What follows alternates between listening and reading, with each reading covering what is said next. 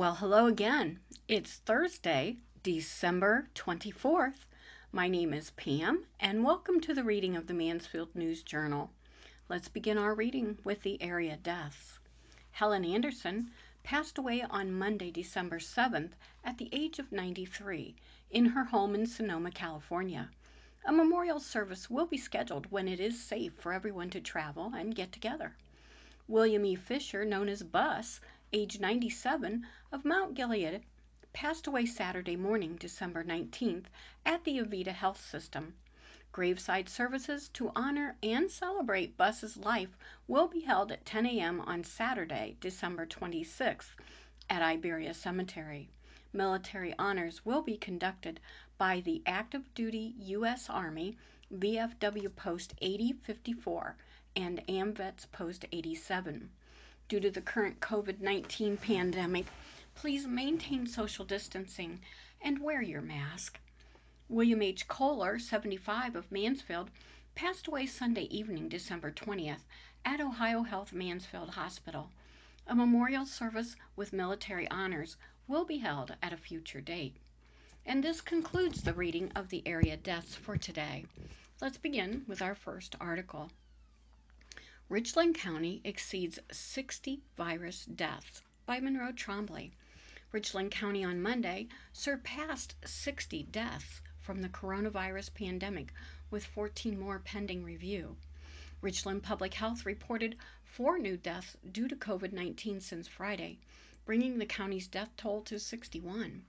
The grim milestone comes as COVID-19 cases and hospitalizations continue to climb. Here's where things stand as vaccinations in Richland County are set to begin this week. Vaccine details are still forthcoming.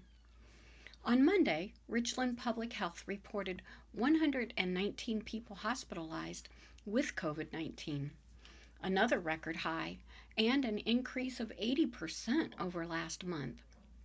In total, 381 people in the county have been hospitalized for the disease since the start of the pandemic. How full are hospitals? About 35% of the patients at Ohio Health Mansfield Hospital had COVID-19 between December 11 and December 17th, federal data shows. The hospital also increased the adult inpatient beds by 3%.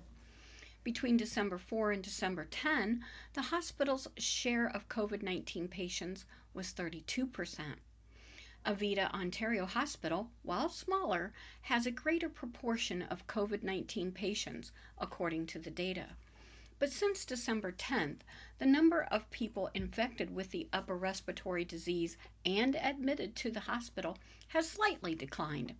Ontario Hospital's share of COVID-19 patients during the week ending December 17th was 46%, compared to 50% 1 week earlier. Cases continue to climb. At least 2,199 people in Richland County either tested positive for COVID-19 or reported symptoms of the disease so far this month. According to the Ohio Department of Health's summary data, which organizes cases by date of illness onset, in the past 21 days, there has been an average of 106 cases per day, an increase of 18% from the average during November, according to Richland Public Health. The new cases in December represent a third of the county's case total, which reached 6,620 on Monday. According to Richland Public Health, at least 2,939 people have recovered from the virus. Thank goodness.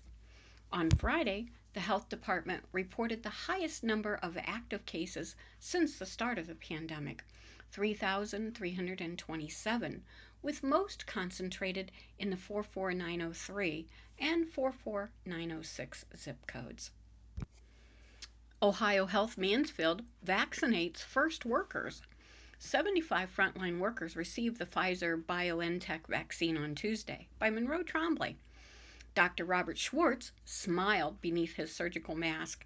The vascular surgeon who cares for coronavirus patients at Ohio Health Mansfield Hospital had just become one of the first healthcare workers in Richland County to receive a dose of the coronavirus vaccine developed by Pfizer BioNTech.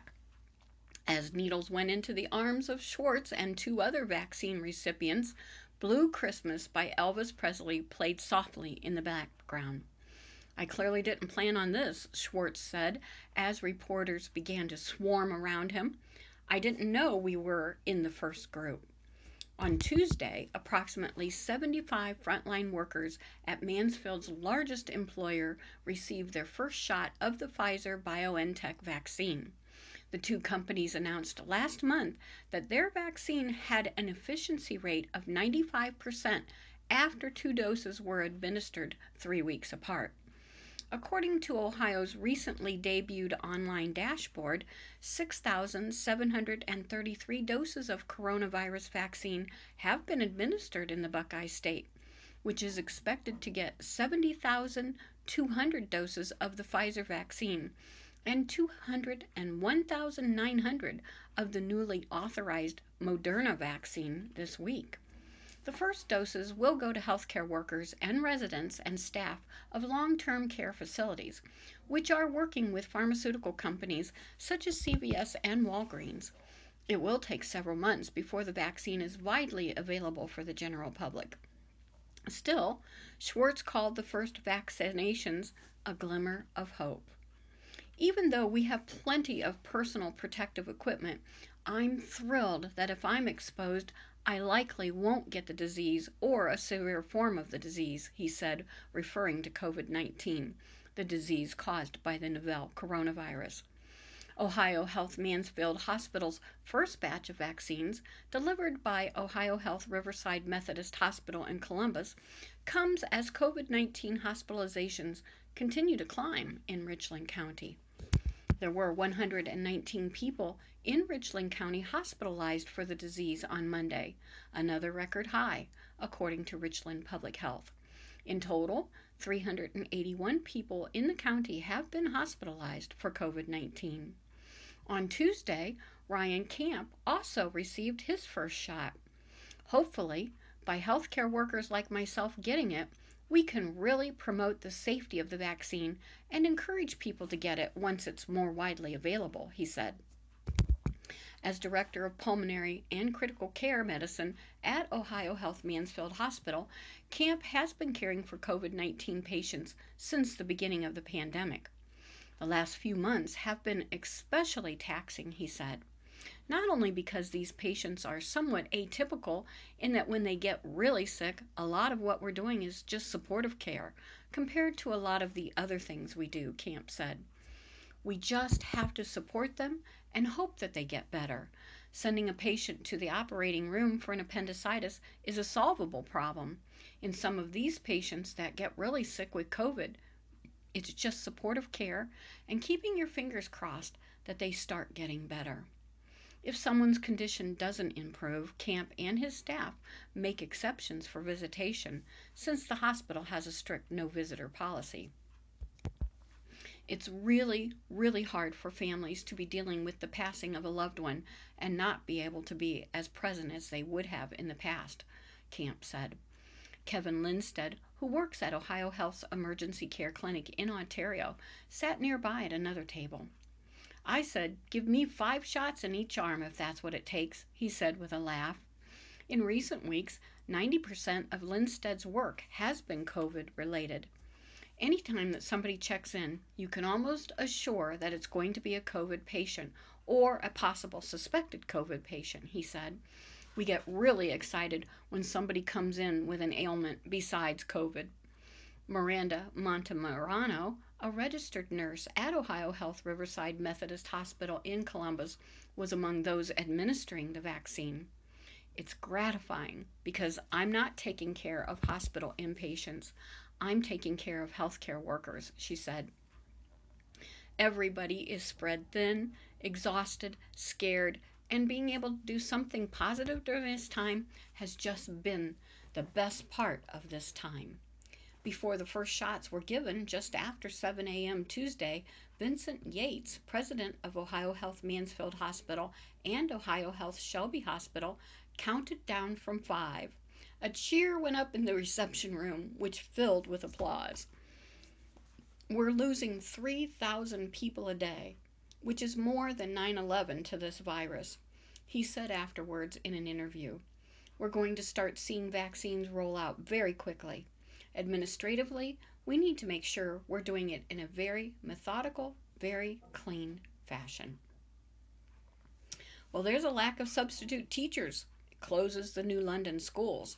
By Ellen Simmons. New London Local School Board of Education Monday meeting. The key action was the superintendent, Brad Romano, reported in-school classes ended December 11th.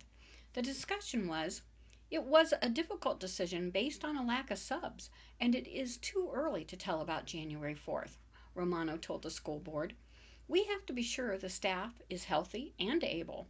He anticipates making a decision near the end of the month and added the COVID-19 vaccine should be available for staff by the middle of January. In other business, discussed the status of several literacy and technology grants, as well as a broadband grant that should result in the entire village having access to the service. Accepted a donation of $10,000 from the athletic boosters for the athletic department and approved Kay Copley to the library board of trustees. The next meeting will be at 5:45 p.m. January 11th for an organizational meeting. A regular meeting will follow at 6 p.m. Many hands help families. Christmas giveaway at church serves 45 families and 75 children by Lou Whitmire. Santa had plenty of help handing out new toys and bags of groceries to families at the annual Christmas giveaway at Kingdom Grace Fellowship Church Monday afternoon. 45 families and 75 children were the recipients, referred through Richland County 211 at the 105 Reba Avenue Church. Santa talked to kids in the vehicle, which pulled up outside the church, handing out necklaces that lit up, candy canes, and more. Ashley Evans brought her children Dennis Salmon 4 and Ella Salmon 3, who were thrilled with turning their Christmas necklaces on and off in the back seat. This is really going to help us, said Evans, as Santa and the children talked about presents as colored bags of new gifts for the kids were secretly being loaded inside the front passenger window. Mansfield firefighters delivered a truckload of food, including ground beef and plenty of canned goods, having received a donation from the International Association of Firefighters Local 266, and additional donations from various firefighters who wanted to help too. The firefighters stayed for the event to hand out the groceries from the back of a U-Haul truck parked outside the church. Families received a turkey or a ham or a chicken, plenty of groceries and presents for each of their children. Two sisters came to the food giveaway with their aunt just to visit with Santa, having seen him from their house on Reba Avenue. Emma Griffith, 8, who is a third grader at Prospect Elementary School, and her little sister Kylie Marie, 3, both said they have been good kids. I want slime, Kyle said. That's all. This year's Children Cupboard Outreach and its partners chose to continue the annual giveaway with some new changes because of the pandemic, said Children's Cupboard Outreach founder Pam Jones. Dan Varn, executive director of United Way of Richland County, said a United Way donor said they wanted their $500 donation to go to Christmas presents. Hosts for the event were Children's Cupboard Outreach in partnership with Kingdom Grace Fellowship Church overseer Pastor Renea Collins, Universal Refrigeration, Shenandoah Ministries, City of Mansfield Safety Service Director Lori Cope, Mansfield Police and Fire Department, Richland County Children's Services, We Act, Faith Temple, and Restored Visions. Other groups participating included May of Chapter #62, Order of the Eastern Star, and Prince Hall Pride of Ohio Masonic Lodge 80, and United Way of Richland County. This is just one more example of community partners coming together, building relationships, and meeting the needs in our community, says Bridget Coles, Richland County Children's Services Community Engagement Specialist. Sergeant John Ollies of the Mansfield Police Department assisted with traffic as families pulled up outside the church. Safety Service Director Lori Cope also came to help out as drizzling rain began to fall.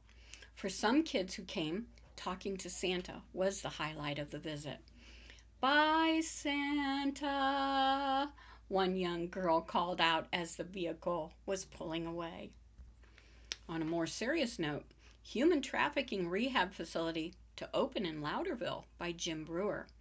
A rehabilitation facility in Loudonville will start treating victims of human sex trafficking on January 11th, Marlene Carson, representative of the U.S. Advisory Council on Human Trafficking, announced. A victim of trafficking, Carson created the state organization Rehab Tidal Wave in Columbus a few years ago with the goal of protecting and rehabilitating trafficking victims. She came to the December 21st Village Council meeting at the invitation of Mayor Stephen Strickland, who has been in discussion with her for several months on the possibility of her organization acquiring the former Jacqueline Manor on South Mount Vernon Avenue. Formerly a residential facility for the mentally disabled, Jacqueline was abandoned for that use 2 years ago when it no longer met state regulations for housing.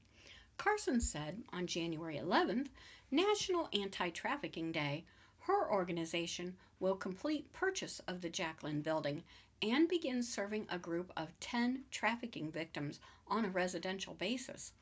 A year and a half ago, I learned of the ability of the Jacqueline building and found it suitable for our ideas, which has been a long-term goal for me, Carson said.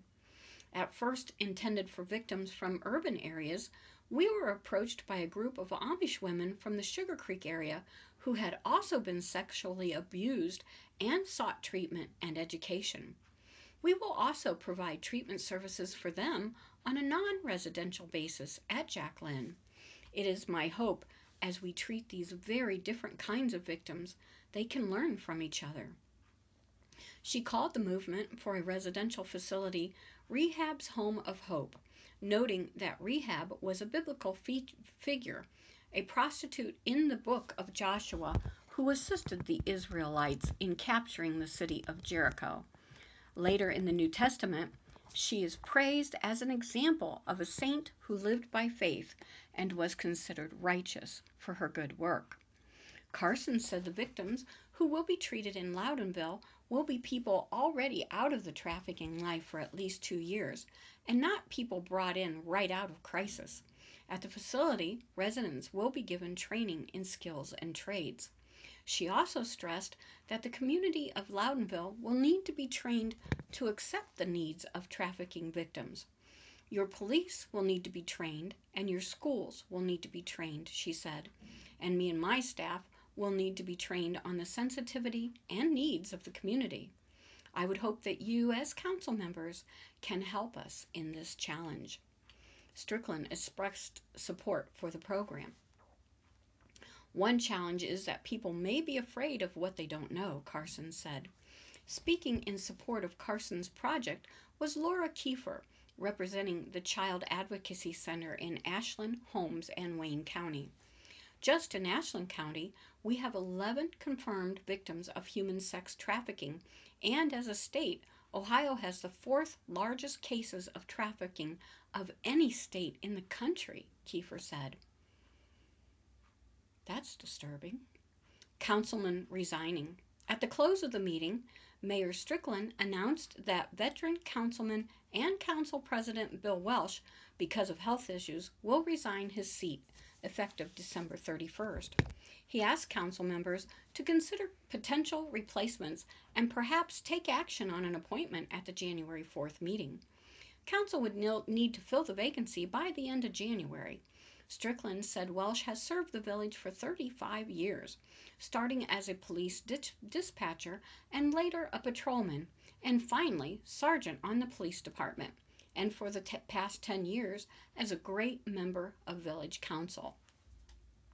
Council approved spending an additional $10,000 in CARES Act funds for theater educational programming, along with door hardware and touchless bathroom fixtures. It also reviewed and gave its blessing to a letter that will be sent to area residences and businesses on participation in the electrical aggregation program. Finance Committee Chair Kathy Lance said her group is making final touches on the 2021 salary ordinance, which should be ready for passage by the January 4th meeting. Councilman Matt Young got council approval to spend up to $6,892 in funds left over from the Ashland County Community Foundation grant and Park Shelter Roof Project to purchase new trash cans for the downtown area. Strickland praised theater director Sally Hollenbach and many volunteer performers for a successful live stream production of Music and Laughter at the Ohio Theater, Christmas 2020 edition, last weekend. Hollenbach said the production was live streamed 3 times and attracted viewers from as far as Washington, D.C. and Indiana. Council will meet again at 6 p.m. on January 4th in Ohio Theater. Check the Village website for information on the virtual meeting. For Bucyrus grocery shoppers, Steve DeShawn has been a familiar face for 50 years. He's a people person and a legend in the aisles, by Jerry Goebel. On July 21, 1971, 15-year-old Steve DeShawn hopped on his bicycle and rode to his new job at the Great Scott grocery store on North Sandusky Avenue. I started as carryout, and when I started, we bagged your groceries and carried them out to your car, DeShawn said. We had to wear white shirts, and we wore black ties. I've seen so many things change. When DeShawn started, Great Scott was on North Sandusky, where the Kroger fuel station is now. About a year later, Great Scott constructed the current building at North Walnut and East Mary Streets. Later, Foodtown purchased the store, and then Kroger bought Foodtown out.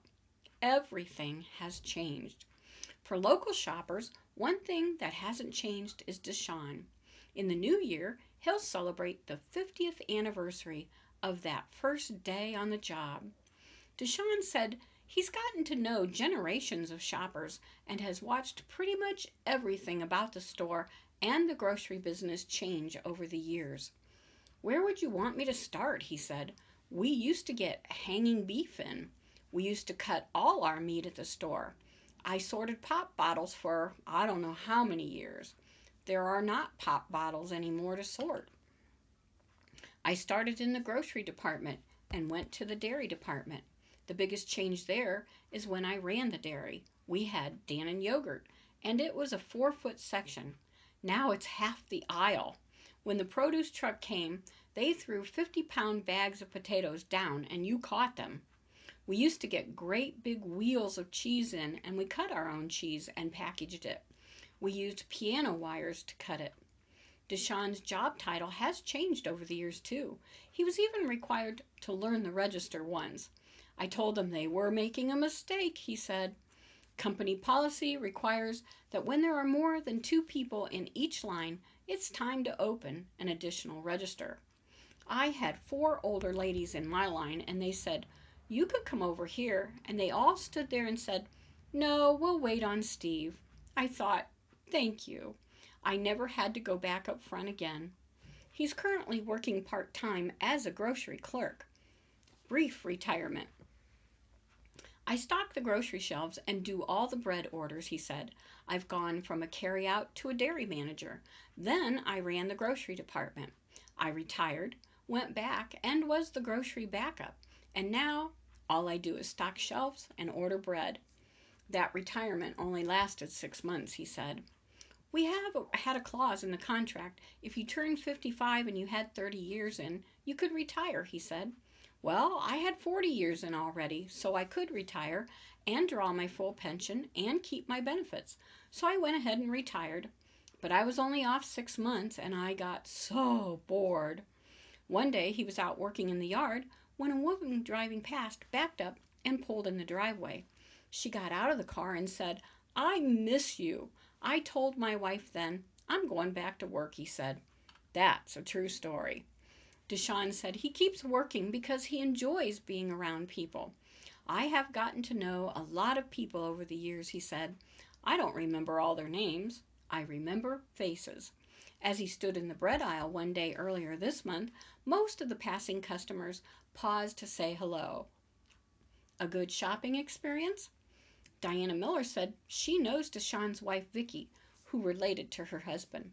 "But I know him from here," she said.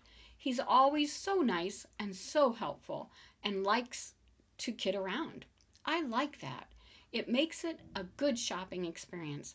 That's how I know him for years. We shop here every week, and I like knowing the employees. Like I said, he makes it fun." "He's a legend," shopper Dave Roberts said. "He's always very helpful. 50 years, that's something."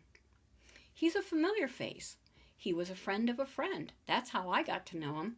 He's a good guy." A few customers stand out in his memory, such as one woman who was a full foot shorter than Deshawn, so he kneeled down to speak to her. One regular customer, Tammy Robinson, brings her therapy dog, Andrew. "When Tammy comes in the door, that dog will leave Tammy and come to me," Deshawn said. Then there was an older couple who would always come into the store on Sundays. Deshawn had spent his childhood in Columbus, and it turned out they had lived there too. "We used to live a block away from each other," he said. "Who would have thought that? It's such a small world. It was just unreal." Treasures and friendships? Deshawn said he treasures all the friendships. "I don't know how to say this. I'm a jokester, and I think people appreciate that," he said. "To make someone smile or laugh, to have a good day, I enjoy that a lot. That's probably the biggest thing." Brian Hill, the store manager, explained he's only been at the store since August. "All I can say is since I've been here, he's been a great associate. I've heard nothing but great things about him," Hill said. "Former head grocery clerk, which means he has knowledge of the entire grocery department. He's just been a model associate." Jeremy Rowland is Deshawn's immediate supervisor. He took over when Deshawn retired. "When I left, I handed Jeremy my handheld," Deshawn said, "and then I came back." "He's taught me everything I know, he really has," Rowland said. "He's a guy you can rely on. He's helped me out a lot through the years. I'm glad that he's here. He helps me out pretty much more than anybody else does." Deshawn's family has become intertwined with the store too. Took daughters to work. When his daughters Kelly and Allie were young, they'd come to the store with him on Take Your Daughter to Work Day. They both went to work and they ran cash registers, and they loved it, he said. Thank goodness not one of them work in the grocery business now. One of his grandsons works at Kroger one summer. He goes, "I'm not calling you Grandpa. I'm calling you Steve while I'm at work." And I told him, I said, "That's fine," Deshawn said. "I don't have a problem with that whatsoever." That grandson is now studying at Miami University of Ohio. "My grandkids love coming to work with me," he said. "I used to bring them in, and they would help me for an hour or so whenever they came to visit. They loved every minute of it." In all, the Deshawns have 14 grandchildren. Thankful for his wife. "We're a mixed marriage. We've both been married before," he said. "He has 3 children and 2 stepchildren. I actually don't call them stepchildren. They're mine." Deshawn thanked his wife for her support over the years. "She's put up with me working 6 days a week, and I mean, she took a lot from me," he said. "I just want to thank her." The last year has been particularly trying as the grocery industry has coped with the coronavirus pandemic. "I've never seen anything like this, and I hope we never see anything like it again," Deshawn said. "We went from full shelves to everything was running out. We were doing everything to keep anything in stock. It was hard. For the most part, people have been very understanding," he said. "The only thing I compare, and it doesn't compare, is I remember the blizzard of '78, Deshawn said. "We were shut down, and we had people bringing snowmobiles to the store. There were like 4 or 5 of us who made it to the store. Nothing compares to the virus that's going on right now. Nothing. His hands are dry from using so much hand sanitizer. Taking every precaution. I'm so used to wearing a mask now that it doesn't bother me. I kind of feel naked without one, he said. When I come home, my clothes go off, they go in the laundry. They're washed and I get in the shower. We take every precaution we can. Despite the difficult year, Deshaun said he isn't ready to retire again yet. As long as I enjoy it and I can still get up and down and do it, I have no idea. I really don't, he said. I don't know if I'm ready to give it up completely yet or not. That's why I went back part-time, and then it ended up being full-time, and now I'm back to part-time. I just enjoy it. This is all I've ever done, and I'm proud of that. Well, friends, that concludes the reading of the Mansfield News Journal for Thursday, December 24th. However you celebrate this holiday season, may it be full of happiness and joy. Thank you for inviting me into your home today. Please stay safe, be blessed, and make it a great day.